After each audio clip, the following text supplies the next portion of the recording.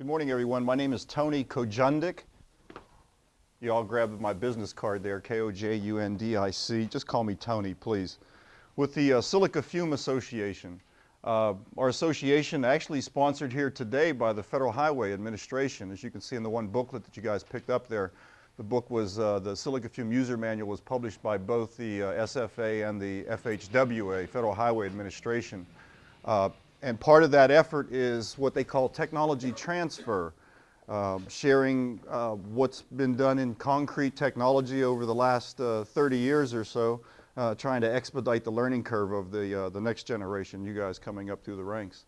Before we get started, I want to play a little tape here to give you a little bit of background here, which you know which button to push. Thank you. Oh.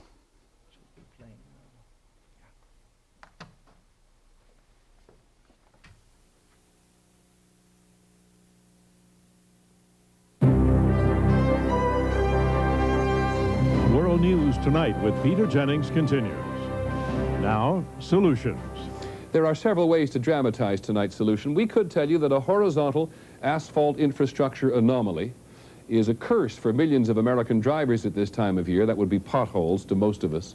We could tell you that $52.5 billion a year goes to highway construction and maintenance, not to mention all the other money to repair the bridges and the other pieces of the nation's infrastructure.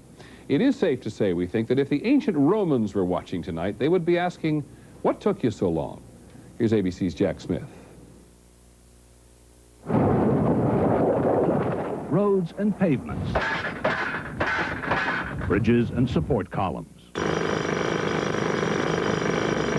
All of what's called America's infrastructure is slowly crumbling because what it's made of does not last. This is ordinary concrete, and this is what happens to it after years of punishment. It falls apart. Most of the concrete in the nation's highways and bridges has a life of just 30 years. What's the solution? I'm standing on it. Brand new stuff called high-performance concrete. This is a sample. Engineers say this will last not 20 or 30 years, but 100 years, maybe longer. This is what America's roads and bridges could be made of in the future. Engineers at the New York State Department of Transportation discovered how to make it 2.5 years ago. We were surprised when we actually did all the calculations and got the test results back and said, my goodness, this really is going to work. Researchers stumbled on the formula after the Clean Air Act forced power plants to reduce pollution. Huge quantities of industrial waste called fly ash began piling up, collected from smokestacks. At first used as a filler in cement, it turned out to be a key ingredient in strengthening it. So this is 1/4 industrial waste. But it makes the cement many times tougher. That's right. High-performance concrete is 74% cement, 20% fly ash, and 6% microsilica, another type of ash, all mixed with water. When it dries, ordinary cement is actually porous, not solid. That's how salt and water get in. But the fly ash and microsilica are 10 to 100 times finer than talcum powder. And Professor Ken Hover of Cornell has found they literally fill in the microscopic holes in the cement and demonstrates it with colored tennis balls. So the next thing I would want to do if I want to densify this box is get some mid-sized particles and take those mid-sized ones and try and get them into the box. They fill in all the smaller voids in between the cement particles, and we just have a very, very dense material. More waterproof? Correct. Stronger? Yep. Lasts longer? Yes. The new concrete is 3 times more water resistant, 20 times less likely to form cracks, and in pressure tests 9,060 psi has proven almost 20% stronger than regular concrete. However, modern scientists were not the first to make high-performance concrete. The ancient Romans were, mixing volcanic ash with their cement to make it far tougher. It's one of the reasons the Colosseum and other Roman buildings have lasted so long. We really literally reinvented what our ancestors 2,300 years ago had already done. At least 11 states are following New York's lead. High-performance concrete is more expensive than ordinary concrete, but because it's easier to lay down, costs about the same to use. Engineers say not only could it be an answer to much of America's infrastructure problems, but it could revolutionize all construction. Jack Smith, ABC News, Albany, New York. They use the term microsilica in that video, and that's just another term for silica fume, which is the group that we're here talking about. As you know from newscasts, most newscasts are written to an 11th grade level. So that was the introduction to high-performance concrete as ABC News conveyed it back in February 11th, 1997, 9 years ago. So that map they showed of the 9 states or 8 states that have used high-performance concrete, right now that map is complete. Every state has used high-performance concrete on their bridges. We'll talk a lot about what Illinois does on their bridges here and what they've done down here on Interstate 70 and up along 294 in Chicago as part of the presentation. But that's kind of the background. The idea is that even though this is, that they said it was invented 2.5 years before they shot this video, so that would have been 95. Reality is Ohio put down the first bridge in 84 with silica fume concrete, and New York did their first bridge in 1986. The state DOTs have a way of studying things for a long time before they flip a switch and go with it for full specifications. So they looked at this material in place for a number of years before they went ahead and switched over and started doing all their bridges with high performance concrete. New York and Ohio are 2 examples that since 1997, every one of their structures having to do with a bridge has been built with high performance concrete, the mixed design that they showed you there, those compositions. Illinois, every state is a little bit different in their learning curve. Some states, to give you an example, I'm from Pennsylvania, and sorry to say, I think we only have 4 bridges that I would consider high performance concrete by design. Where you go to Ohio and New York and they probably have thousands already in place. And that's what this whole idea of technology transfer is we don't want people to have to reinvent the wheel. We already know how to do this. The technology's already in place. We need to get it out there and in our industry, in the construction industry, and begin using it. The problem is that most of the technology that we use in the construction industry, help yourself, that we use in the construction industry is 30, 50 years old. We still place concrete the way they did, our fathers and forefathers before us still place concrete. But as you saw in that one video there, the one fellow mentioned about the Romans and the idea that we're going back to that technology. And that's, you can pop that off. That's where we'll try and start.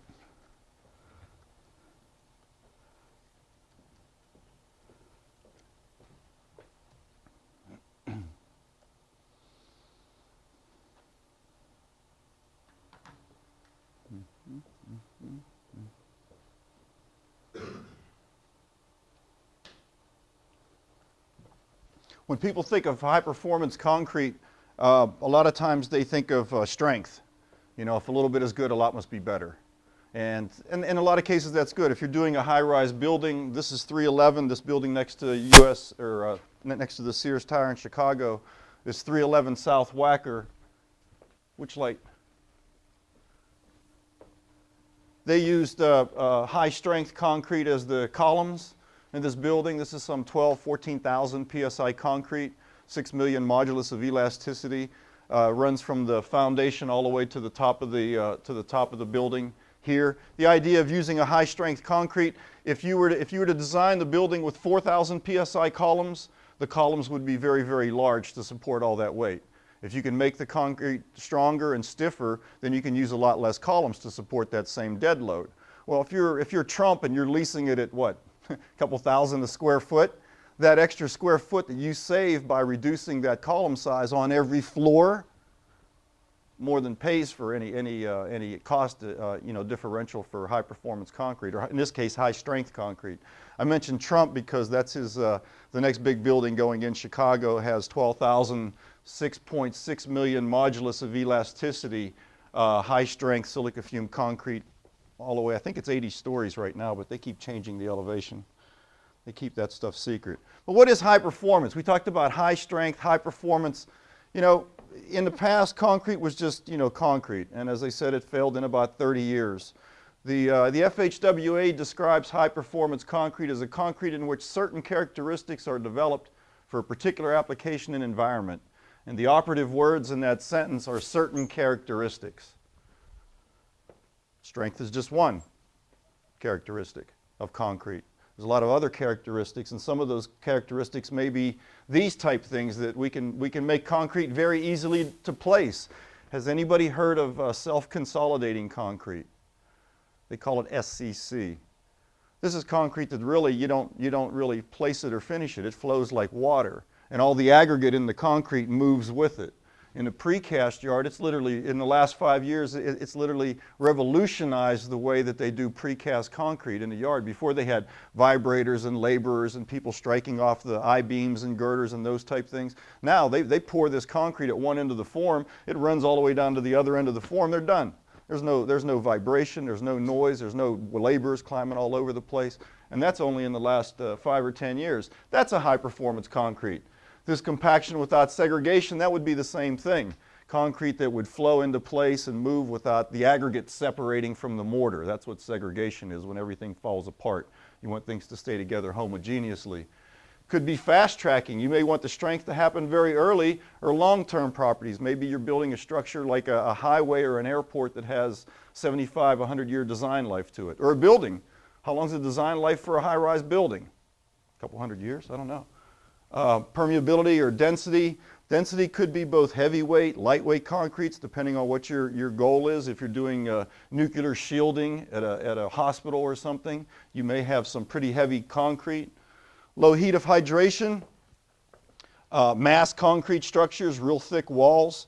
This happens to be a combination of both. These are real thick walls out at the Hanford nuclear site in Richland, Washington.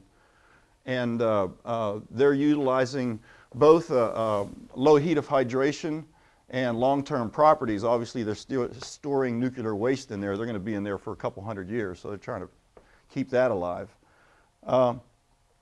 This last website is actually a place for more information on bridges, part of the FHWA presentation that we do. But how do we make high-performance concrete? This is all the cementitious materials that we put in concrete. Cementitious materials mean that when you add water to them, they hydrate, they react chemically. The cement and water together become something different. The concrete doesn't dry out. The water is actually used in a chemical reaction. And we'll talk a little bit about that chemical reaction. These three powders, Portland cement, slag, and fly ash, class C, if you add water to those guys, they will hydrate, they'll get hard. They're cementitious. Silica fume or microsilica, and if I had F ash or class F fly ash, if I had another pile of that, if you add water to these two guys, all you made is dirty water. They don't hydrate. They don't hydrate at all. But if you go all the way back to what that first video said, where the guy said we stole stuff from the Romans, that's what the Romans actually used to build the Appian Way and the Colosseum and you know, their old structures that are still, that we go over there and visit. They used actually Vesuvius ash, which is pretty close to silica fume, with ground up local limestone, pulverized, and that's what they made their concrete out of. It was so popular that they called it, after the city where they got the ash from, the city in Italy is called Pozzolana. So this chemistry, this type of chemistry here with silica fume and this F ash reacting with lime is called pozzolanic chemistry. That's been around for 2,000 years. This chemistry, this Portland cement chemistry, is hydration of water. Portland cement was patented in 1824. 1824 in England. It's called Portland because the cement actually resembled the rocks on the Isle of Portland. It has nothing to do with Maine or Oregon. It's because it resembled these rocks off this island in the UK when they first came up with this product. So this chemistry here, this technology has only been around for less than 200 years. What we're doing here with high-performance concrete is we're combining these two chemistries. We're combining this 200-year-old chemistry with this 2,000-year-old chemistry over here. I'll show you how all that works. A little bit about cement hydration, and I won't bore you too much because this isn't a chemistry class, but real straightforward. If we take cement or a reactive class C fly ash or slag and add water to it, it produces what's called a calcium silicate hydrate gel, CSH. That's actually the glue of the chemical reaction, when this goes forward, this is the glue that holds everything together. The cement hydrates, it grows crystals, the crystals interlock, and it gets real strong on a micro scale. That's only about 65% efficient at producing this glue. The other 25–35% goes at producing calcium hydroxide. Calcium's in lime. That's a good thing. About 35% of that goes at producing lime and then some heat. Well, what happens if we add a pozzolan to it, using that Roman technology? If we have the same cementitious materials together with water, and in this case we combine our pozzolan material, either silica fume or F-ash, what happens is this material reacts with the calcium hydroxide and converts it into more CSH gel. So it acts as a catalyst, if you will, of making this chemical reaction more efficient at producing the glue and less efficient at producing this calcium hydroxide. In concrete, you hear guys talk about free lime, my concrete floors dusting. If you look at mortar on some of the buildings, I haven't looked at the buildings around here, but if you look at mortar on bricks on the side of buildings, you can see white leaching out of the side and running down the side of nice pretty bricks on homes that spent millions of dollars on it, and they got this stain leaching down the side of their bricks. That's this calcium hydroxide breaking down. That's the free lime coming out. It's a real weak crystal and it comes out of the cement. It's the reason why floors dust. It's the reason why mortar leaches. Pozzolans will tie that up and convert it into more of the glue that holds everything together. So normally when you add pozzolans to concrete, first thing that's going to happen is you're going to get real strong because you're making more glue. So you've got to balance out all this chemistry. But that's what happens on a chemical standpoint. This is a little chart showing the effect of adding silica fume or microsilica content and the reduction in the calcium hydroxide. You probably have to get about 28% or so silica fume in there to eliminate all of it, if you really wanted to. Most people don't. What is silica fume and how is it produced? Silica fume, the name silica and fume, fume. It's Latin for smoke. No fumar, right? No smoking. It's smoke. It's silica smoke. It's actually the smoke that's given off of open arc electric furnaces where 50 years ago, at least in this country, used to go in the atmosphere. This is silica fume. It is full. It's a full container. It feels like it's empty. It's captured smoke. It won't come out. You can take it off. You can take it off. It's fine. It's just real light. It probably has a bulk density of about 8 pounds a cubic foot. So a cubic foot of this, what's water? What's a cubic foot of water weigh? 60 some? 62.4 pounds. So this silica fume, it weighs about 8 in that container. That's actually captured smoke. In the past, it used to go out this stack here. What they do now is they pull it down the stack with fans and run it through filters. And when it comes out this filtering system, that's the material that comes directly out of this filter. It's so light in that condition that you really can't use it. The people that produce this material for concrete, they actually densify that material up to about 40 pounds per cubic foot so that it can be handled in trucks and blown around like cement and handled pneumatically. But that's the original material. I wanted to show you the lightness of that material. I won't throw this, but this is actually the silicon, the Si, that comes out of the bottom of the reaction. They take quartz, coal, wood chips, and coke and smelt it all in this open arc electric furnace, and they're trying to get the Si, they're trying to get the silicon out of the quartz. That's what they're tapping out of here, and that's the element that I'm passing around here. That's element number 14, I think. Element number 14 on the periodic chart, Si. The smoke, as it goes up the stack, is a gas. It's an SiO gas. And it combines as it cools somewhere around 600 C. It combines with another oxygen and forms a solid. But because it's going from a vapor to a solid, it's like a formation of a rain droplet. These things are perfectly round and they're smooth, and it's a condensation of that vapor. So you end up with an SiO2 amorphous powder, which is what the silica fume is in that container. This is a shot of what the furnace looks like as they're tapping the silicon metal. Si comes out about 1300, 1400 C. They pour it into big chills. It gets hard. A chill is exactly what it does. It chills the material until it gets hard, and then they drop it on the floor and it shatters like glass, and they start the crushing process. They'll crush it to that size. They'll crush it all the way down to 10 micron. for use in some ceramics and glasses and those type things. And what's silicon used for? Silicones. Probably 80% of the market of people that buy that elemental material take it, Dow Corning and GE, and turn it into silicones.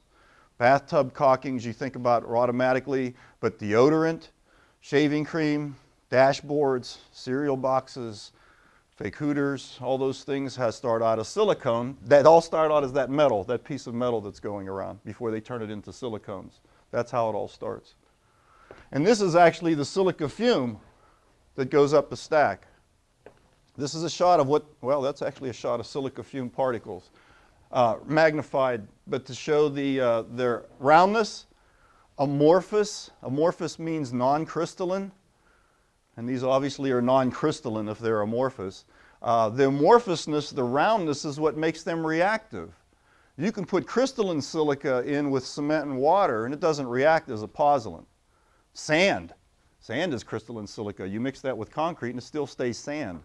You mix this stuff with cement, water, in 7 days' time, it's all calcium silicate hydrate. It's no longer silica fume. It's reacted. It's the amorphousness of the silica fume, of the silica particle, which makes it reactive. It's also the amorphous nature which makes it non-hazardous. When people hear silica, the first question we get is, oh, silicosis, it's hazardous. Guys don't want to touch it. Don't breathe that stuff. It'll kill you. You got kids. It's not. This is probably the safest thing in a ready-mix plant because it is amorphous. It's considered a nuisance dust. It's respirable. Respirable is in the category of cigarette smoke. You breathe it in, you breathe it out. Crystalline silica, because of its angularity, when you breathe it in, it gets hung up in your aerosols and your lungs and those type things, and that's what produces silicosis. And really laying on a beach on a windy day is probably the worst place to be for, for crystalline silica. A little comparison here, and this is a lot of these shots are out of the user's manual here. The user's manual was put together for practitioners. It's not an engineering document. It's written for ready-mix producers, it's written for contractors, it's written for people that actually have to make this concrete and build stuff out of it. So I think that's this group here, right? Yeah, good. The beginning parts you see in chapter 2 here, we're still talking about what is silica fume and the sizes. We're showing cement grains on the left panel and silica fume or microsilica particles about 100 times finer than cement grains. Cement grains you grind from a rock down to a powder, where the silica fume is a vapor that's condensed. To put it in more layman's terms, we compare it to the Washington Monument. You know, if the cement grain was the size of a Washington Monument, the silica fume particle would only be the size of a 6-foot guy. And we show the crystallinity of the silica of the cement particle versus the amorphous silica fume powder. And again, that shot. Excuse me. What happens in concrete, though? Think about the cement grains. Regardless of how small they are, you can only get them so close together. It's like filling a barrel full of baseballs. You can only get them so close together, and you have that void spaces between all those baseballs. Well, what happens is, in comparing cement grains and silica fume, if we mix baseballs up with BBs, you can see what's going to happen. We're going to fill in all those void spaces between those cement grains, which is really what we're doing with the silica fume, but now we're filling them up with another cementitious material. It's going to react with cement water hydration, so we're going to close off that capillary pore with another cementitious material. So we end up with low permeable concretes that will suck in less deleterious chemicals. Industrial floors, lactic acids, beer plants, slaughterhouses, bridge decks, parking garages. Indianapolis Airport has a 6,000 car parking garage that starts next month. It's all silica fume concrete for this reason. That they want that structure to have a 75-year design life. You get one chance to do it right. You can put as many chemicals as you want on the surface of that concrete and they all wear out over time, or do you do it right the first time and make it low permeable to start with and get your longevity or your lifelongness from that way, that technology. This is probably the first use of silica fume in the United States. The U.S. Corps of Engineers and the Bureau of Rec use silica fume on all of their waterways for abrasion erosion. Water carries aggregates, big rocks that'll tumble and abrade away concrete, And what they found is that by making a very high strength concrete, and they use silica fume to get some pretty high strengths, they're able to make the concrete very abrasive resistance. And can I switch videos here? We've got another one here on this project that I think is coming up next. Yeah.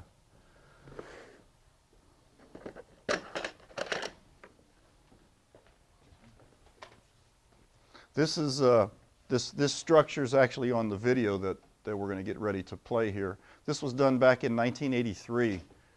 A little bit of updated history because the video will tell you everything about the construction. But since it was built, I think, in 66 or 67, and was repaired every 6 years until 83. So it was repaired twice. And this is the result of, they lost a foot of concrete that had braided away, and they actually are in danger of losing their whole stilling basin. So they put 13,000 PSI concrete on here as abrasion erosion resistance, and that was done in 83, and we're now up to 23 years. They used to send divers down every year and inspect it, actually measure the wear and do all those good technical things, and they just said, this is a waste.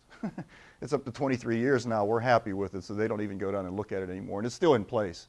So they've gotten 4 times the life out of it. Their goal was to get twice the life out of it, and they're up to 4 times as much now. Yeah, go ahead, start up. You can cover that, please.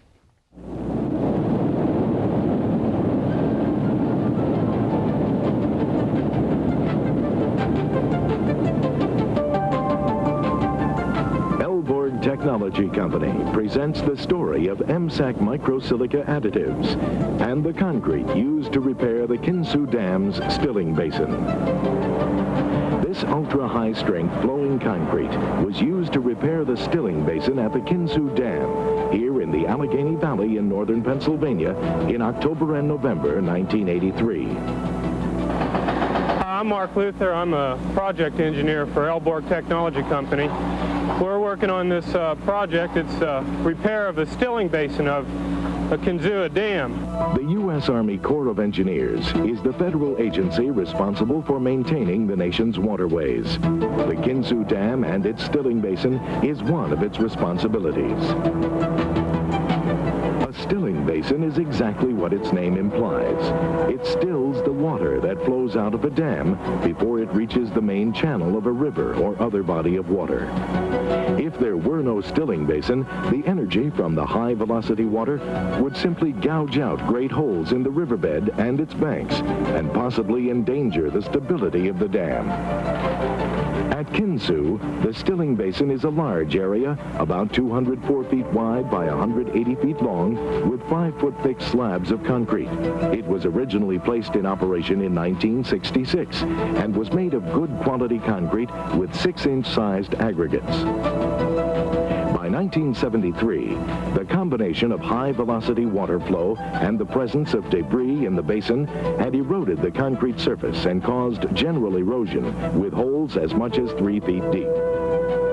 That same year, the U.S. Army Corps of Engineers let a contract to repair the entire slab with a 1-foot minimum overlay of low-slump steel fiber reinforced concrete, the very best concrete then known for this type of repair work. 9 years later, in 1982, underwater inspections by divers showed that in some places, the 1-foot overlay of steel fiber reinforced concrete had been worn away, and as much as 2 feet of the original slab was also gone.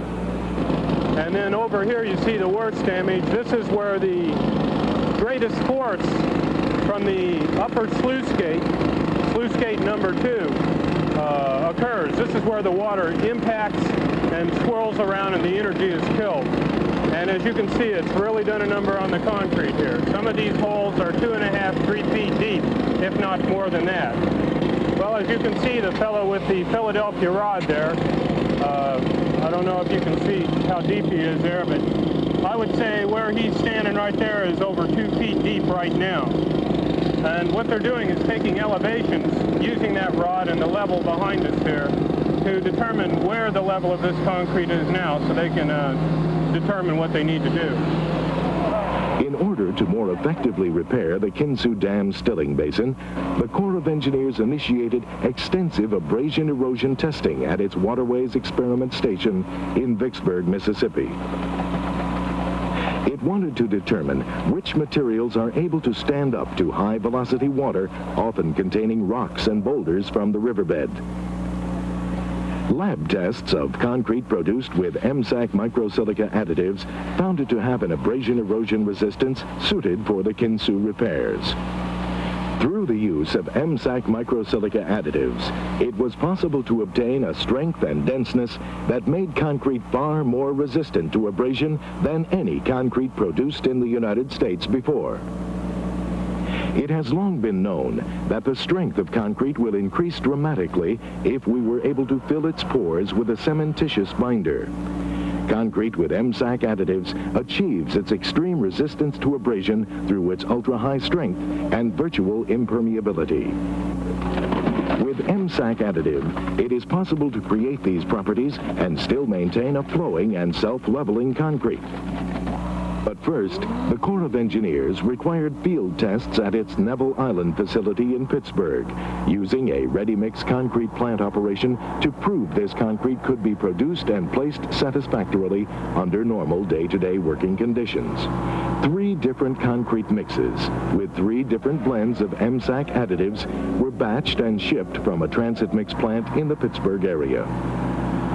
The concrete was rapidly placed and finished. Slumps were as high as 10 inches, giving a flowing consistency for easy handling and placement. Membrane curing compound was applied immediately after the final finishing operation. At Neville Island, concrete containing MSAC additives tested over 10,000 pounds per square inch at 7 days and over 17,000 pounds per square inch at 90 days. In its specification for the Kinsu Dam Stilling Basin rehabilitation, the U.S. Army Corps of Engineers required the concrete to attain compressive strength of 10,000 psi at 7 days and 12,500 psi at 28 days. Slump was required to be from 7 to 10 inches. The contractor is Casey Company of Pittsburgh, Pennsylvania. The concrete was produced by Harmon Brothers Ready Mix Concrete Company in Warren, Pennsylvania. I can't think of anywhere else in the United States today where they're pumping 10-inch concrete and getting 16,000 psi unconfined compression test results in 28 days.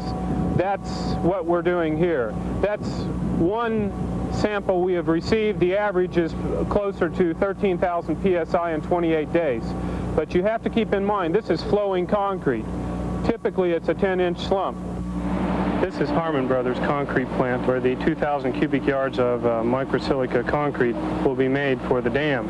This site is about 8 miles from the dam. Behind me is the plant where the concrete will be made. One of the advantages of MSAC concrete is you can make it in an ordinary concrete plant, which this is. No special modifications were made to this plant to enable us to make a very high-strength concrete. Here is Alborg's mobile dispensing unit, used for batching MSAC into the truck mixer preloaded with concrete. The MSAC and the concrete were mixed in the truck before the truck left for the dam.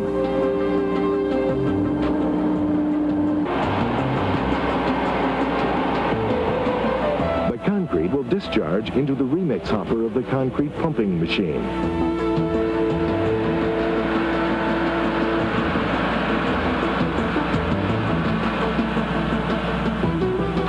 The concrete is transported down to the formwork, where the concrete is placed into the slabs, and there it is put in place.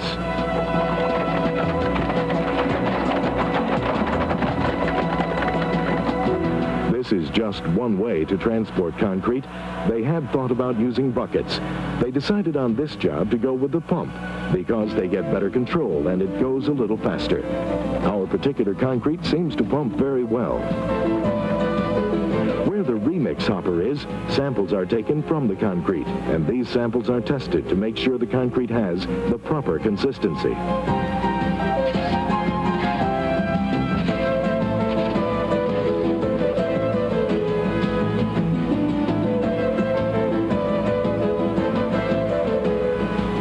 The concrete had maintained its ability to flow and to level itself after 8 miles of trucking from the ready mix station.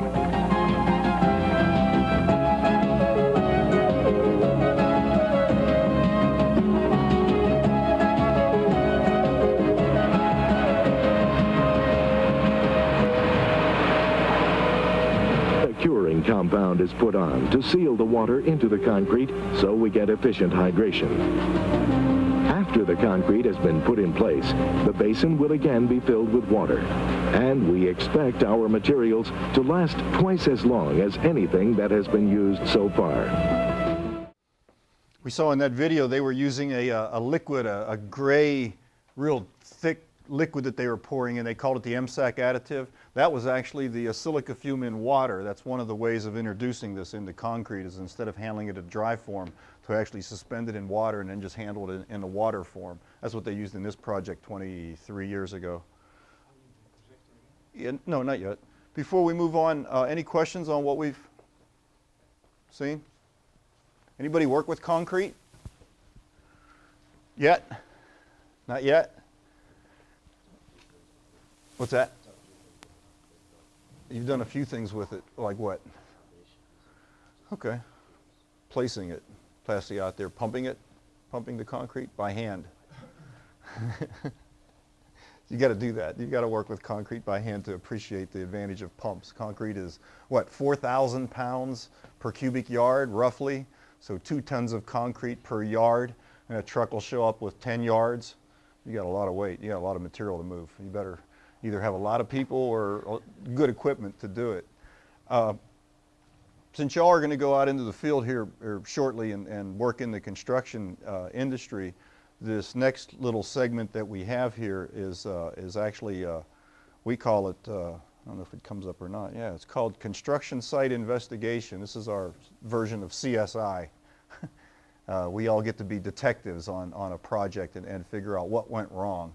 But before we do that, we're going to split up into groups here, into like 5-person groups. And if you want to take a break and grab some cookies or something here before we break up into groups, we can do that now if you all want to.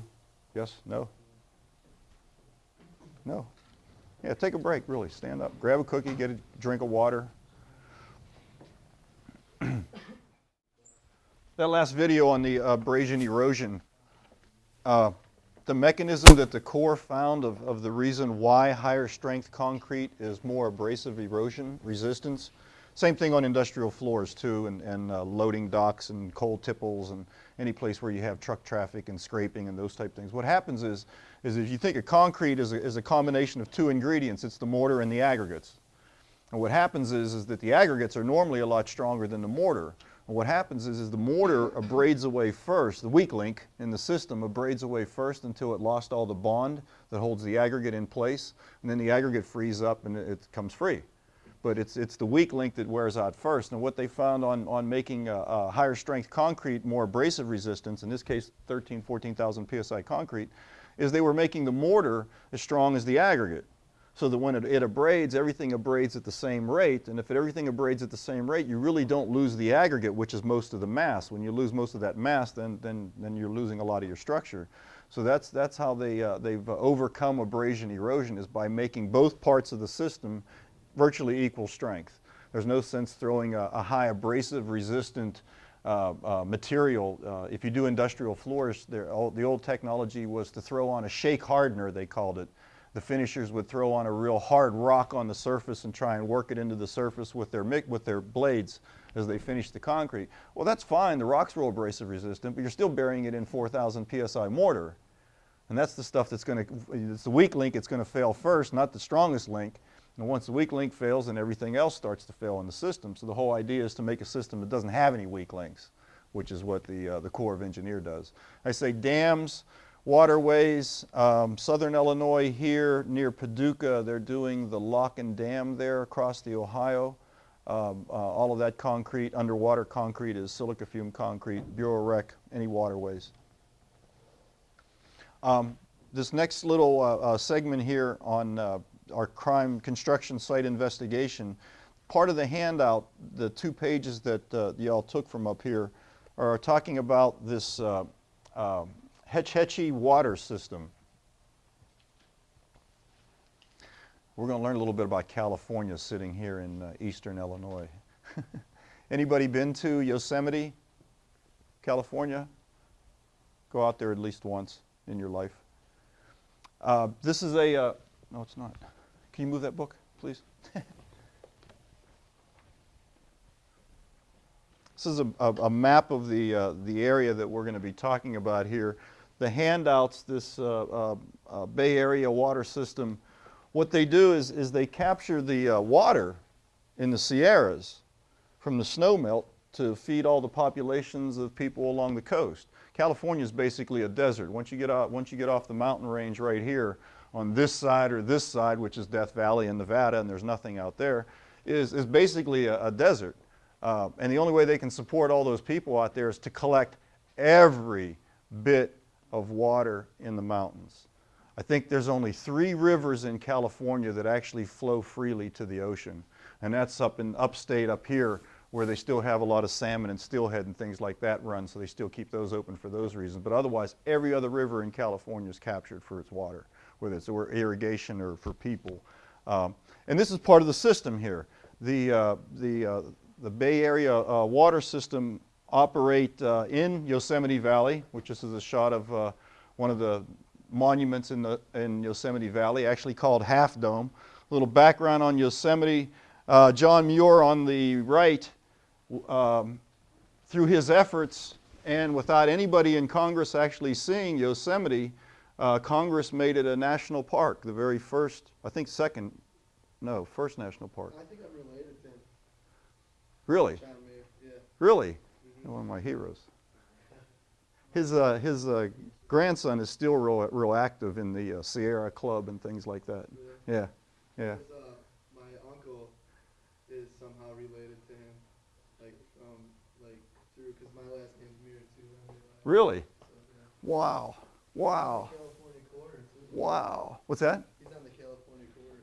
The new Yeah, California quarter. yeah. Hey, I've climbed his mountain, named after him. Anyhow, his efforts in lobbying in Congress and everything, they made this piece of land a national park, and then Teddy Roosevelt went out there to show him around. But Muir was very active in trying to keep this wilderness. And in 1913, the Bay Area people decided that they needed water, and this was a good place for water. So they created this Hetch Hetchy dam, which Hetch Hetchy is a reservoir. Excuse me. Hetch Hetchy is actually the title of that paper that I handed out to you. It's actually a canyon a couple miles north of this valley that we're looking at here. And they literally dammed up that whole valley and filled it up with water. There's one right next to it, this Yosemite Valley, that people from all over the world go to visit. It's a national park. It's the place. You have to go there once in your life. It'll take your breath away, as that photograph shows. But if you go a little bit north of here, up here, the exact same valley's dammed up and filled with water. Muir fought so hard to stop this in 1913 that after they passed the law to dam it up, he died 2 months later, losing that battle, losing the Hetch Hetchy battle. Anyhow, to give you some perspective of what this valley looks like, this is El Capitan, one of the mountains where people climb it and die. This is actually the Pertunas Towers superimposed on it. That's the tallest reinforced building in the world. It's in Singapore, 3/4 of a kilometer high, something like that, 120 stories. Sean Connery and Catherine Zeta-Jones, that one movie with the catwalk between the building up here, that's the building. That's superimposed on this rock, 4,000 feet, one rock, from bottom to top. You stand back and it's your whole field of vision. So it's a pretty impressive place, and you can see on this map that this is the valley where El Capitan and Half Dome, this is the valley here that is in place that we showed pictures of, and this is the Hetch Hetchy Valley up here, and you can see it's all blue. It's all a dam that dams up the water. They need that water though. They've got what, 4 million people, I think, that the water system in the paper says that they capture. Give you some idea of the snow. This is a shot last June. This is a shot last week or 2 weeks ago. This is a shot last March, the same shot. So what do they get, 20, 30 feet of snow? And it all melted from, this was March 19th last year, and this is June 30th last year, same shot. So, snow was what, up to here? They capture all that. Nothing goes to the ocean. This is what they live off of. And this is what Hetch Hetchy looks like full. They've dammed up, filled it up with water. Can you imagine this being another 2,000 feet lower? I don't know how many years of water they have stored in Hetch Hetchy. It's a great place to keep water because it's so large. The downside too is it's up so high. It's 8,000 feet up. Well, only so much water, only so much snow and water lands up here and can get into here. Most of the snow is, you know, from there on down. So what they do is they literally capture the water in lower reservoirs and pump the water back up the mountain into Hetch Hetchy.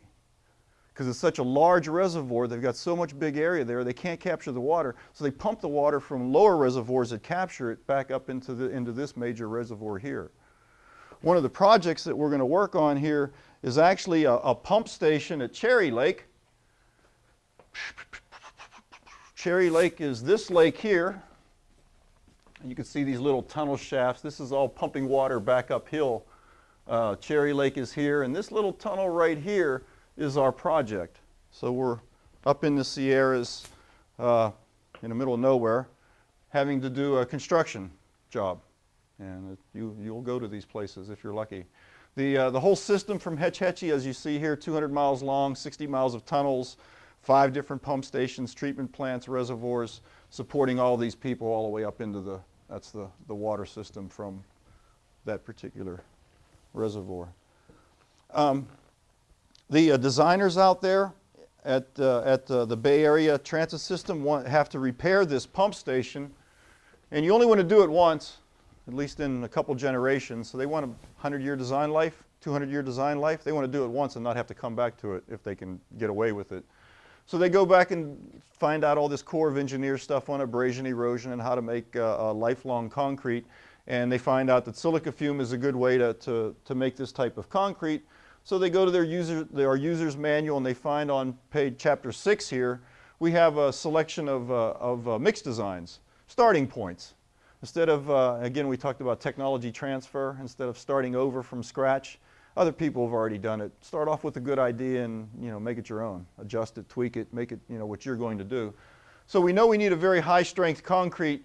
We go to our tables here, and we find that there's a couple high-strength concretes here, both high-rise buildings. But that's okay. We're looking for the strength in this particular case. Come up with a mixed design here. This is all in metrics. The appendix, that's because it's FHWA, it has to be in metrics. The appendix in the book, though, is all in pounds per cubic foot, all in English units, our units. So they use this as a starting point and say we need to make a mixed design that in order to reach this design life for the Bureau, they wanted about 10,000 PSI. This manual will take you through step by step of taking that original mixed design and adjusting it into your mixed design. And what they do here is you keep the mortar fraction of that mixed design. I won't go through, I don't think we go through step by step here. I guess we do. These are the specifications. In this case, this was for a bridge deck. But just to give you an example of the step-by-steps, these were the specs that you had to meet on the mixed design. And instead of going to a high-rise building, they picked out a specification, a DOT bridge deck in Colorado. And they looked at all the cementitious components first. Whether it's high strength or a bridge deck, it's the same steps that we go through. They took the materials, the cementitious materials for that high-performance concrete, and added your own local aggregates to it. Your own aggregates have their own specific gravities. They have their own volume. So you have to match that up. The cement, silica fume, and fly ash, their specific gravities are pretty much universal across the whole country. They don't change, but your local aggregates will. So you add your local aggregates in to balance out your proportions. I won't go through the details because you guys don't need to do that. But when you go to a laboratory and actually make this concrete, there's a ASTM specification, it's called C192, that is very precise on how you make concrete in the laboratory. Well, the problem is C192 was written back in probably 1965, before any of this technology came around in the early 70s. And so following C192 in the laboratory, you may not get the high performance that you're looking for out of the concrete. So the manual goes into detail here of if you're going to make concrete or high-performance concrete in the laboratory, ththese are the steps to go through. It's a little bit different. Really, it involves longer mixing.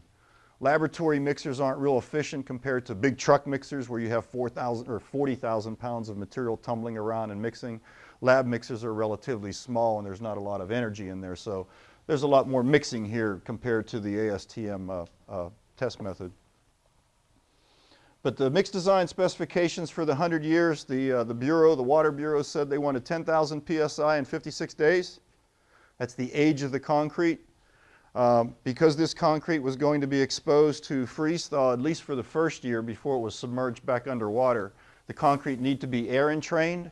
It's where they actually put in literally soap bubbles into the concrete, making very, very tiny small bubbles to give the water in the concrete the moisture that's left over in the gel. When water freezes, it expands 9%. And what this air entrainment does is give a place for that freezing water to expand to without breaking the concrete. Any concrete exposed to freeze thaw conditions, whether it's driveways, sidewalks, curbs, if it's outside, it's probably going to be air entrained concrete. The guys in the laboratory gave your construction crew the mix design. Their laboratory mix, they achieved the specifications. They were able to achieve 11,000 PSI out of this concrete in 56 days and had 5% air. So this is what you know is going to be made on your job site, and this is what the mix design looks like.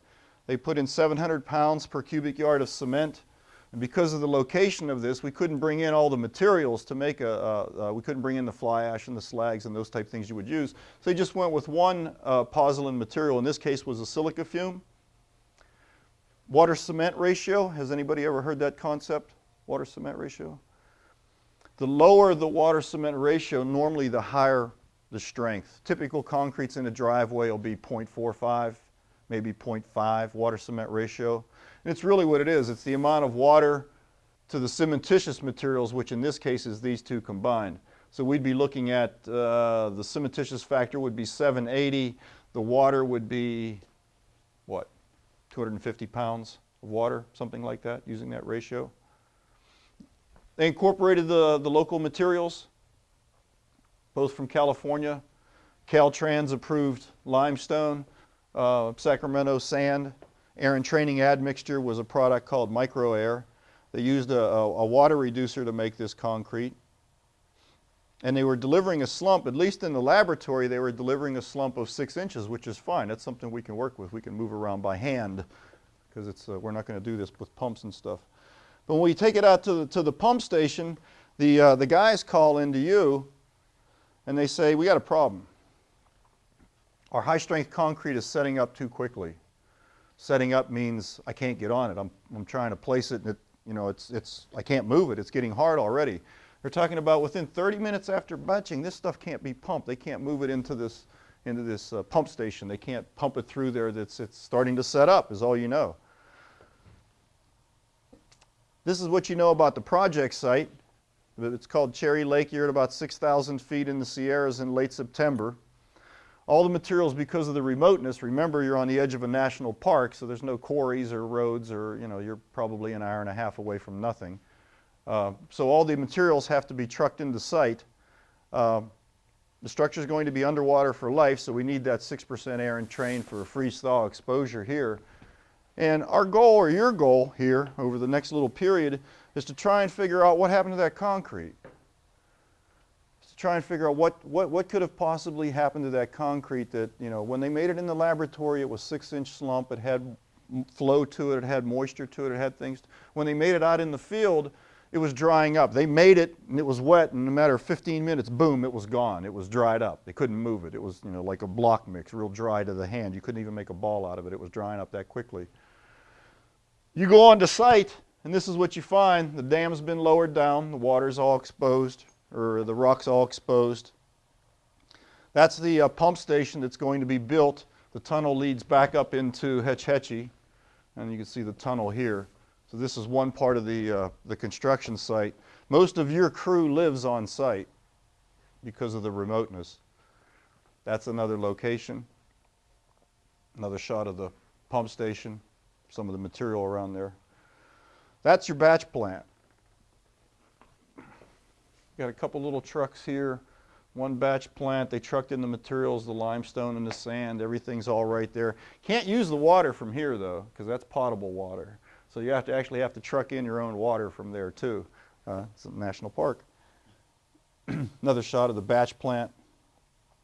A couple different shots of the batch plant showing its isolation. The pump station is actually right here, behind these rocks, where the construction is. So they're talking about trucking this material from here to here, and they can't get it out of the truck.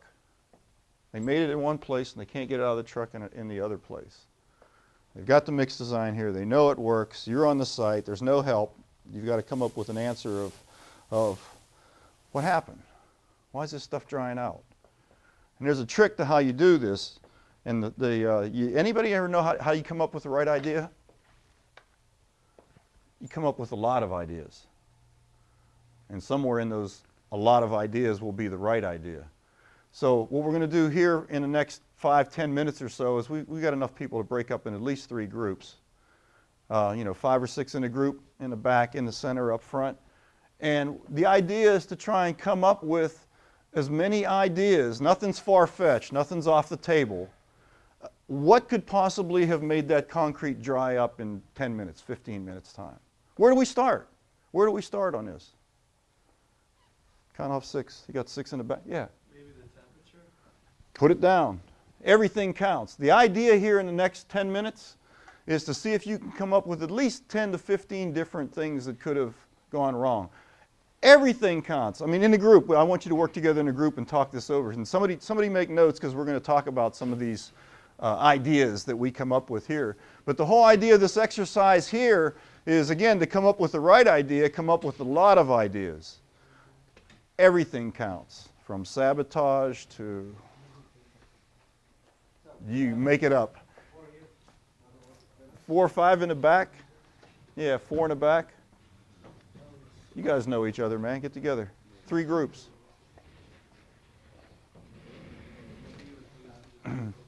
No, you need, yeah, we got 1. Why don't you guys move over here? You 5, and then you 2 over here work with those guys. Yeah, there you go. There you go.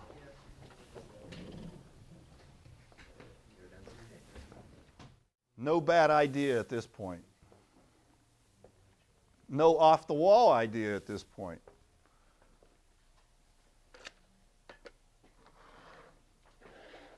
Only way to come up with the right one is to come up with a lot of them. You actually watched this happen too. In this setup here, this was the example that they did right before your eyes. You watched them batch the concrete and watched them truck it over to the pump, and you know the guy's got to rake it down out of the chute by hand, and it dried up that quickly. So they actually made the concrete in front of your eyes and showed you the phenomena of it drying up. They weren't lying.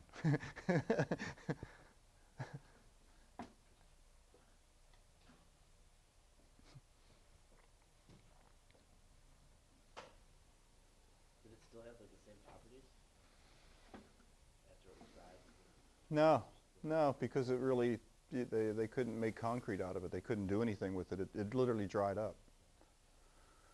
I mean, dried up to a point where it was, like I say, like a brick mix. It was, you know, you couldn't pump it, couldn't do anything with it. It was drying up right before their eyes. How long did they expect it to stay for? Normally, the mix, accordance to ACI, was had a workability of an hour and a half. So if they are comparing the 90 minutes to 30 minutes? To less than 30 minutes. In the laboratory, they were able to keep the properties for an hour and a half, slowly losing as the concrete begins to set up. But in this case, it was very quick, very quick. Where was the lab? The lab that did the mix design in Sacramento. So they used all the local materials. That was all checked. It was a real surprise for them. Real surprise. Oh yeah, oh yeah. It's hardening. Oh, they're not able to place it. Everything up to this point is fine.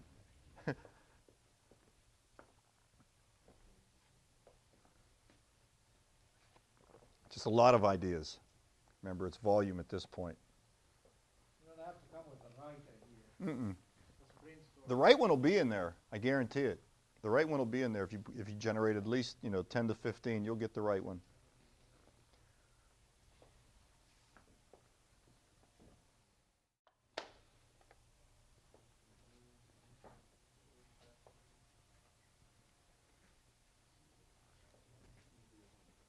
Where'd the water go?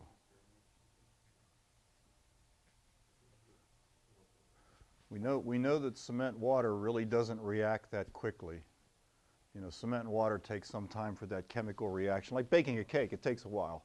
It takes some hours for it to start reacting. So we know it's really not hydrating that quickly. So the water, something else is happening to the water. Something else is making it dry up. We've got middle of California in September where it never rains. So, water's critical to everything. But where'd it go? Surface drying? Truck drying? Was it once they actually took it out of the truck? Like how was it in the truck? When they made it, it looked wet. By the time they trucked it over to that site, you can see they had to drag it out of the chute. They couldn't even get it out of the chute. It was drying up that much. To them, it looked like it was setting up. To them, it looked like it was flash setting. The guys on site, they don't know any better. They're just making concrete. It looked like concrete over there. 100 yards later, it looks like it's setting up to me. But we know that cement water doesn't react that fast. Not unless you have really some super accelerators in there to kick it off that quickly, but I don't know. Did somebody throw some accelerator in there? Somebody threw in a jar of salt or something in there to make it set up quicker. I don't know. I mean, that could, It was fine aggregates, coarse aggregates, and cement and water. That's it. And silica fume. Yeah. And air. Yeah, that mixed design that was, yeah, I'll put that back up here. Get back to the mixed design here. Yeah. That was pretty straightforward. Cement, silica fume, sand, gravel, air, water reducers. Had the slump. Got our strength. Everything was fine in the lab. Never made it in the field. Never made the concrete in the field. This is your first attempt.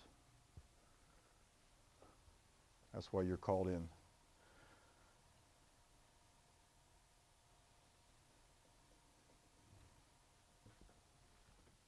Anybody have 10 ideas yet?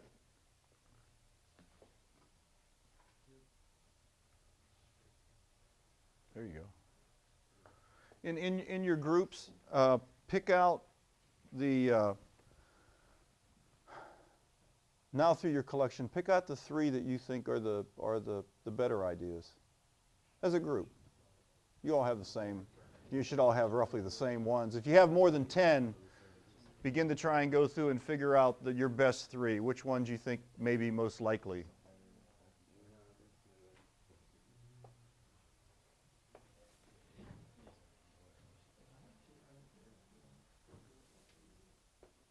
They could just be your favorite ones. Are they using the same exact materials from the lab? Yes. When you do lab mixes, special project lab mixes, they normally bag up the materials that are going to be used on the project and give them to the laboratory and use exactly the same materials. Water from the same place? Potable water. No, it wouldn't be water from the same place, but it would be, drinkable water. Yeah, there's nothing. No. They're not supposed to be. Not supposed to be, but that could have been one of the ones down there. Yeah, when they do those mixed designs in the lab, they'll they'll fly the aggregate in, fly the sand in, cement, everything, even the air and training and water reducers and chemicals, and they'll make a true lab mix. But that's the big step between what we call labcrete and fieldcrete. In the lab, it was great, right? Now you're in the field. Now you have to make a real high-performance concrete that's going to last for 100 years in the middle of nowhere. And now all of a sudden it's not working the same way. What happened? What's going on? That's what we're trying to come up with here. You guys got your favorite 3? What's your least favorite 3? Mark those.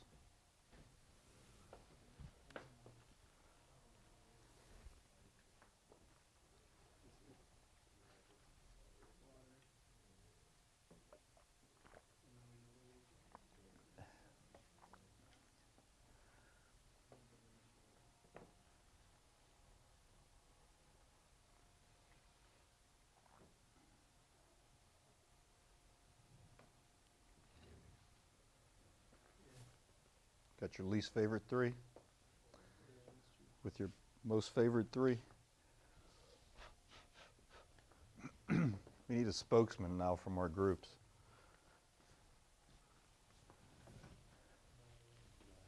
You ready? Let's do this. Let's just do this real democratically. To pick a spokesman for each group on the count of 3, each group point to the spokesman. Point to the person in your group you want to be spokesman on the count of 3. Ready? 1, 2, 3. All right. Who's got the most fingers? Who got the most fingers? All right, the guy that got the most fingers, he gets to pick the spokesman. How's that? The guy that got the most fingers gets to pick the spokesman. All right? You pick a spokesman then. Who wants to go first? In the back. What's your top 3? Well, hang on. We gotta write these down somewhere. We gotta keep track of these. What do you got?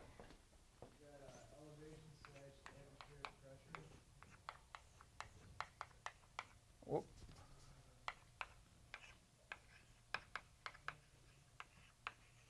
Okay.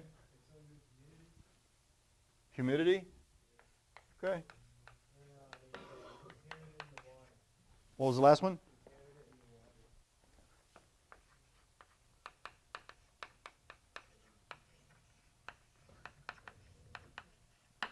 Okay. Next group. We had a lot of the same, but truck contamination, like the truck that was bringing the material in had some kind of contamination going on.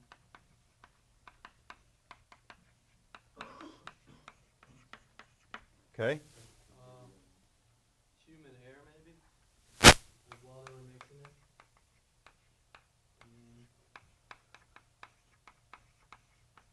Okay. Temperature of the environment. Is that the same thing as Well, no.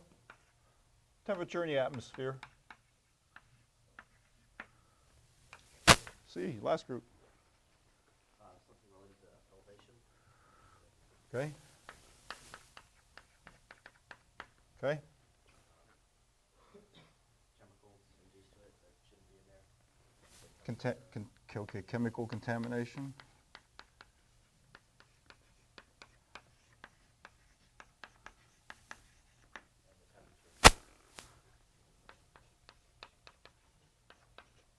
Okay. A, what was your worst idea? Well, you said that the mix is all exact rates. We decided inadequate mixing. Inadequate mixing? Yeah. Oh, that's a pretty good idea. That's not the worst. No one urinated in your concrete or anything? That's a good one. That's a good idea. I guess the local aggregate, not the red material, because you're not taking any local aggregates because they send some. A mix-up in materials, that was your least favorite one. Okay, yeah, because the laboratory would have checked that. What's your... Truck not cleaned out properly. So those are all good ones, though. Those are all good ones, too. Okay. Yeah. Huh? Sabotage. Yeah. That happens. That happens. Where's the lights? What's the light? Which light? Concrete. This concrete that we made was drying up. We don't really think it was contamination because we actually saw them make a truck. They duplicated what they could make in front of your eyes, and they more or less duplicated the same phenomena that it was drying up. Where'd the water go? We don't think it's a cement-water reaction. We think there's something else that's going on here. You guys had all talked about temperature and elevation and atmosphere and humidity. Yeah, you're there. You're skirting around the issues, but probably you just don't know the materials well enough, and that's why we're doing this today, so you will know the materials well enough. But you're all touching on the issues right here. When you make concrete, you guys have maybe done this camping at a fireplace. Do you ever get rocks and soak them in water in the fireplace and then throw them in the fireplace and watch them explode? Poof! Rock will come flying out there. What happens is that rock you threw in a bucket of water, it sucked up water. And then when you threw it into the fire, all that water changed into steam very quickly and exploded that rock, like popcorn. It exploded that rock. Well, all of these rocks in concrete hold water. All of these rocks here and all that sand holds water. They call it absorbed water. Most rock will hold, in this case was probably about 2% of its weight in water. And in other words, if you dry in an oven, you dry out rocks, you put them in a bucket of water, you let them soak overnight, you dry them back off so that they're surface dry, you weigh them, they're going to be 2% heavier than they were the day before. In a case of sand, Wafeek, what, 12%, 14%? Sand can actually hold up a lot of water, not on the surface. This is inside the material, like a sponge. It's actually sucking up water. It's the reason why the rock blows up when you throw it in the fire, because all that steam's trying to escape very quickly out of that rock, so it pops. The giveaway in this particular case was when this guy, you could see the front end loader here picking up his aggregate. He picked up his aggregate and he dumped it into that bucket, and a cloud of dust came off the aggregate that completely covered the whole backside of his tow motor, of his front end loader. Dust. That means the aggregate, if it's dusty, the aggregate can't be wet, right? Because if the aggregate's wet, it's not going to be dusty. And you guys had said, humidity, temperature, elevation, atmosphere, all these things are conducive in that part of California. I mean, you're all on the issue. They're all conducive to drying. That's why we're capturing the water out there. There is no water. This is California. That's why we dam up all the rivers. To capture all the water. So their aggregates were, they call it saturated surface dry. If you put those aggregates and let them suck up their full absorption of water and then take them out and dry the sheen off the aggregate, just let it lay out there so that the sheen evaporates, that's considered saturated aggregate surface dry. The aggregate is fully saturated. So the aggregate doesn't know whether it's getting water from rain or purposefully putting water on, or whether it's sucking the water out of the concrete. It's physics. It's going to take water. It needs to absorb so much water. So when they were making concrete here with this bone dry aggregate, because it's dusting all over the place, that was the tip-off, that they were working with aggregate that was below SSD. When they made the concrete, the aggregate literally sucked the water out of the concrete. In that 10 to 15 minutes, 25 minutes that it took to drive that 100 yards, the aggregate sucked up the water so much that there was no water left in the concrete. It was all inside the aggregate, or trying to get inside the aggregate. You with me on that? Does that make sense? And that was actually the root cause, that the coarse aggregate and the fine aggregate, the coarse aggregate had about a 1.8% absorption. On both. We figured the ash was there also, or the sand was there also, the fine aggregate. Combined, those materials were 2,800 pounds worth of material, and 1.8% absorption told us there were, roughly, we were lacking 42 pounds of water, which is roughly 8.3 gallons of water, which in a yard of concrete, rule of thumb, 1 gallon equals 1 inch of slump. So if we were making a 6-inch slump concrete at the batch plant and we lost all this absorption, we went from a 6-inch down to a 1-inch slump, and that's why they couldn't get it out of the truck. The aggregate sucked up the water out of the concrete and made it so they couldn't do it. They couldn't place it. They were able to place it then, pump it into place. The red fugitive dye on the surface is actually a curing compound to seal in the water so that it fully hydrates. And that was their corrective action, was they batched all the aggregates first in those trucks and added the water to those aggregates for 15 minutes. Let them mix inside the truck, let all the rock suck up, or at least try to stabilize its initial draw on the moisture, and then made concrete on top of it. And they were able to make the 10,000 PSI concrete and pump it and do all the good stuff that they had to do on site. Questions? Questions? Were they allowed to add water on the site? In most cases, well, no. in most cases, that's the first thing on a construction site that is not allowed, is adding water to concrete. It's what everybody wants to do because it's the easiest thing to do, is to add more water to it. You add more water to it and you change that water-cement ratio when you do that, and that's the #1 thing that affects strength and performance, is changing by adding more water to it. So you're making it weaker the more water you add. So no, they didn't add water. They knew it was supposed to work. They had the mix designs and they knew it worked in the laboratory. Now they just had to duplicate it in the field. And it's something, the whole point here though, is that even though we're talking about high performance concrete and real exotic and in the faraway places, it's real basic fundamentals. You know, it's physics. The rock has to satisfy its water demand. It all starts there. Unless you can't make concrete unless the aggregate is at SSD. And I've seen it in Bloomington. I've seen it in Indianapolis. I've seen it in Troy, Illinois. I'm thinking of areas around here where people are trying to make concrete with aggregates that's below SSD. They wonder why they can't control the properties of the concrete. In the meantime, the concrete is constantly changing because the aggregate's sucking up the water.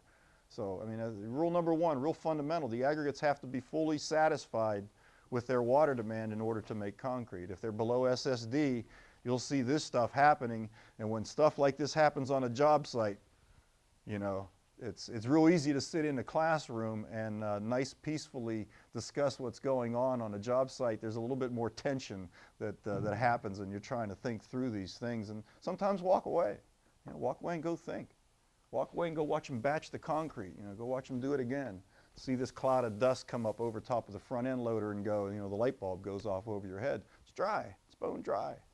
You know, that's the answer. You go home or go for a hike. On deck placements, something you find on with high performance concretes are that they're very low in bleed water. For those of you that have ever worked with concrete before, there's a certain amount of water in conventional concrete that's really not needed for hydration. And what happens is, as concrete's placed, all the material tends to settle a little bit in place, and it forces the excess water up through the capillary pores to the surface. It's called bleed water.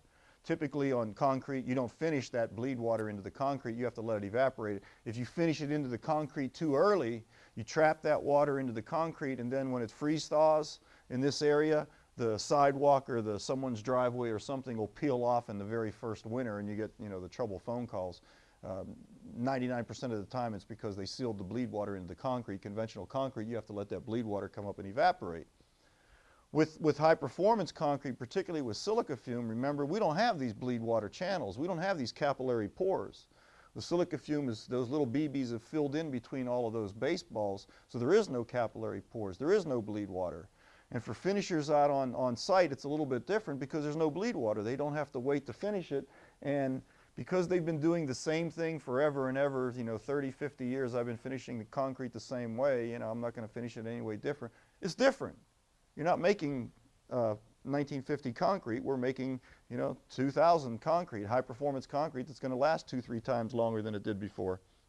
One of its properties is there's no bleed water. Even in a fresh state, it's very low in permeability. You've closed off all those capillary pores. So the placement techniques get a little bit different. What this little video here that we'll play is actually the Chicago Skyway looking west, or actually north right now. Gary, Indiana is behind us. The bridge decks there were just repaired in '03 with high performance concrete. This is a video showing their placement techniques that are a little bit different than what most people think of with concrete with bleed water. In this case, they're finishing and placing and doing all of this and having it cured within 15 minutes after placement. We saw in that one video at Kinzua Dam where they were placing the concrete and spraying it with curing compound, right behind it, that white pigmented curing compound on top. In this case, they're going to cure it, but they're going to cure it with wet mats, wet burlap, wet cotton mats they're going to actually lay on the concrete.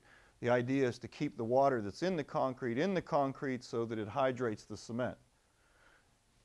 If in a condition like this where we have direct sunlight, wind blowing, low humidities, the same thing that we saw happen on the aggregates in the Sierras would happen to fresh concrete. The evaporation on the surface would be so great that the concrete would start to crack, would start to dry out like a lake bed before it had a chance to get hard. It's going to take a couple hours for it to set up for that chemical reaction to happen. So this is what the video looks like on a placement of a bridge. They've learned to control cracking on bridges by staggering the placement of the reinforcement over top of one another. You can see how they're staggered here.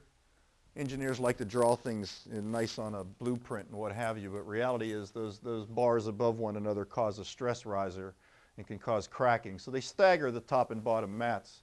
Here's the concrete being delivered to site. It'll be pumped onto the bridge deck. That's probably a 7.5-inch slump concrete being pumped onto site. Note what's on the bottom of this hose. You never let concrete free fall out of the hose. They have a little S here on the bottom, so the pump literally has to pump it out. If it free falls directly out of the hose and smacks against the deck, in most cases you lose a lot of air entrainment. Those little air bubbles that you purposefully put in there for freeze thaw get collapsed, and then you don't have good concrete for freeze thaw. So that's why they put that little S underneath there. It makes you pump it out. You can see the guys are only finishing outside the rails. You can see the wet cotton mats are being placed on very close behind the bridge paver. I actually, on a job site, these rails, I actually like to put the rails out of the pavement area. If you only need hand finishers for what's outside the rails, we'll make nothing outside the rails. Put the rails outside the structure. Put the rails on top of this parapet here and on the other parapet so that there is nothing here for the hand finishers to finish. See all these guys working outside the rails? And they're going to do that all the way back because they have to pull these rails out and they're going to close the surface and hand finishing. Why? You've got extra labor there. The machine does a wonderful job inside the rails. Well, make it so that the rails are the whole thing. You can save a lot of labor in this case. They eventually did this, but you can see they had, they've got 3 extra guys on both sides just to finish 1 foot of concrete. I mean, it's crazy. It's crazy. Hose?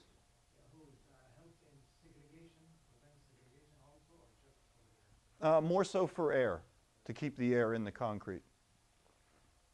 When they got too far ahead, they actually stopped their placement and let the guys on the wet burlap here catch up. Without bleed water on this concrete, you don't want it to surface dry, so they got it protected under water, and you could see them spraying the water on the surface. They try to keep the placement of the concrete very close here for the same reason. Everything is, they call it fast track construction. The concrete goes down, the bridge paver paves it, the curing is right behind it, and everybody goes home. The next thing that's going to happen is the paving guys are going to be smart enough. You see they've got a paver that has rollers and a pan drag and a wet burlap drag. The next thing they need to invent is the wet burlap being placed automatically behind the paver. So as the paver goes down the bridge, everything gets done completely. There's even less labor out there if you do it right. There's a lot of potential out there to use. As the one video said from New York, this concrete actually gets placed easier because there's no bleed water. You can fast track the construction, and the technology is slowly catching up with new equipment all the time to take advantage of that technology. How does the wet burlap play with the bleeding that you want to operate? Well, with conventional concrete, you wouldn't finish this way. You couldn't put the wet burlap on right away. You'd have to let conventional concrete bleed and that bleed water to come up. Otherwise, you'd be trapping it into the concrete. But with this high-performance concrete with silica fume, and there is no bleed water, Chapter 8 in the manual goes into great detail for contractors how to place and finish silica fume concrete bridge decks and parking garages, which are the 2 biggest flat work applications for it. And the whole thing is to fast track it. Place it, finish it, texture it, cure it, go home. Don't wait the 3-5 hours. You can finish it a lot quicker. The hard part is getting the guys that have been doing this for 30 years to change. That's where you guys are important because you're the change. You only know one way to do it. You don't have 30 years of the wrong way of doing it. A typical bridge deck then, when the placement is really going efficiently, looks like this. You can see the placement machine up here in the green steel they've drug an AstroTurf on a broom to give this texture, real rough texture. And the wet burlap, you can see the proximity. And you can also see there's no bleed water. There's no shininess on this concrete. You can't walk on this. This is still fresh. There's no bleed water, but it's done. There's nothing left. There's nothing better to do than put it under wet burlap and go home. Don't overwork it. The hand tools that you see, the finishing tools, and all those extra tools for laborers, they're the worst things for concrete. The concrete, very pragmatically, it's as good as it gets coming down the chute of that truck. There's nothing a contractor can do to make that concrete any better from a durability standpoint other than to do whatever it is he has to build it and do it with the least amount of effort possible. You don't, if you got finishing machines to finish it, fine. Put your rails out here, see the rail here, so that the bridge machine can finish all the way to where the parapet rebar are. You don't have any laborers on the side to do it. The machine's doing everything for you. Take advantage of all those things. This is a parking deck up in Milwaukee. You can see the proximity of where they're placing it. Well, they're actually moving the screed from here. You can see them walking it over to here. But literally, 10 feet behind the screed, they've closed the surface and texture it and spraying it with the curing compound. They're done. Don't have to come back and work it again. That's it. That's it. Thanks, guys. Hold on. Any questions? What did you learn about concrete today? I'll have a question. What did you learn about concrete today? Give me one thing that you learned. Somebody. Muir. The high-performance concrete lasts 100 years compared to the old concrete that only lasts 20 to 30. Okay, there you go. If you design it for that. If that's your property that you want. If you want it to last that long versus SCC or Fast Track, or there's other properties too. That's just one property. Long life is just one property. But yeah, that's a good one for high performance. Anything? The issue with the absorption rate of the aggregates. Aggregate. Excellent. Excellent. That's rule number one. Got to get the aggregates right. It's most of the concrete. It's the best thing you have in concrete. The weakest thing, if you think about it, all the bad things that happen to concrete, people talk about it. It scales, it cracks, it effervesces, it carbonates, it has delayed electric formation, it has creep. All those things happen to the mortar. They don't happen to the aggregate. All those things happen to the mortar. So if you're real pragmatic, why use more mortar? You wouldn't. You use as most aggregate as you could use, possibly get into that concrete, because that's your best material. It's also your cheapest material. Use as much aggregate as you can possibly make, and then use the least amount of cement that you can get away with to achieve what you're trying to achieve. But then use the pozzolans like the Romans did. Use the fly ashes, use silica fume, use slag, use all these other things to make that cement even better than what it would have been to begin with. That's the next step that's happened over the last 25 years in the concrete industry, is combining this Roman technology with our Portland cement chemistries. Good. What else? Who else learned something today? Anything? More for silica is reactive, but it's not hazardous. Oh, there you go. Okay, good ones. The second one you always get. It's dark. It's dark material. It's black. It looks like it's real nasty. It's called silica. I mean, everybody's afraid. Don't even touch that stuff. Get that stuff off you. Go over there and wash it off. You would be amazed what people say. At a ready mix yard when they see something new. Everything that's in the yard is going to kill them. It's not. It's probably the least. It is the least hazardous thing they're dealing with, other than their waters. But you get that question all the time. What else? You mentioned something about staggering the reinforcement bar. Oh, that's more of a design. Could you elaborate on the practicality of this? Would they change the blueprint, or do they have the liberty to change the blueprint? In most cases, if at your job meetings, when you're at your job trailer, the structural engineer, the architect, owner's rep, everybody's going to be there on the construction site. That's when these issues come up. What happens is when you put rebars on a deck, the designers have a tendency to want to make the picture look really nice, so they put all their rebar, real uniformly spaced and right atop one another here. what happens is when you place concrete with aggregate and sand and everything else, is the concrete has a tendency to settle a little bit. And if it settles over top of these bars, you know, if your aggregate starts to settle like this, you could have what's called a stress riser originating from the top of this bar. And the fact that you have both of these bars lined up on top of one another kind of exacerbates that situation from happening. If you can, and what that video was showing, and this is some of the new technology on bridge decks to try to eliminate cracking, is to stagger the bars. There's no reason to have them directly on top of one another other than it look nice on a picture. In reality, it was causing you some problems. Stagger them if you can. They also found that getting the bars closer together in the top also helps control cracking.